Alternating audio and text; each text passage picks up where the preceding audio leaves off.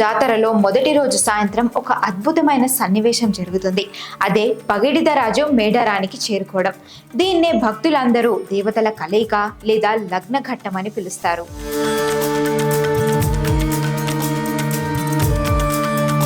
మహబూబాబాద్ జిల్లా కొత్తగూడ మండలం పోనగండ్ల గ్రామంలోని గద్దె నుంచి పగిడిదరాజును గిరిజన పూజారులు తీసుకొని వస్తారు. పగిడిదరాజును ఒక ప్రత్యేకమైన పెట్టెలో ఉంచి దానిని వెదురు కర్రలతో కట్టి భుజాలపై మోస్తూ తీసుకొని వస్తారు. ఈ ప్రయాణంలో వందలాది మంది గిరిజనులు సాంప్రదాయ ఆయుధాలతో, డప్పు వాయిద్యాలతో పగిడిదరాజుకు తోడుగా నడుస్తారు. పగిడిదరాజు మేడారం సమీపంలోకి రాగానే అక్కడ అప్పటికే గద్దెపై ఉన్న సారలమ్మ తరపు పూజారులు, భక్తులు ఎదురు వెళ్లి స్వాగతం పలుకుతారు. తన భార్య సమ్మక్క, కుమార్తె సారలమ్మ ఉన్న మేడారానికి పగిడిదరాజు రావడాన్ని గిరిజనులు ఒక పెళ్లి వేడుకలా భావిస్తారు. ఆ సమయంలో గాల్లోకి తుపాకులు పేల్చడం, టపాకాయలు కాల్చడం, కొమ్ము బూరలను ఊదడం వంటివి చేస్తుంటారు.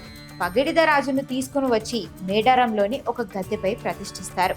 ఆయనతో పాటుగా సమ్మక్క సోదరుడు గోవిందరాజులు కూడా కొండై గ్రామం నుంచి వచ్చి గద్దెపై కొలువు తీరుతారు. ఇలా కుటుంబ సభ్యులందరూ ఒకే చోట చేరడాన్ని జాతరలో మహాసమ్మేళనం అని అంటారు.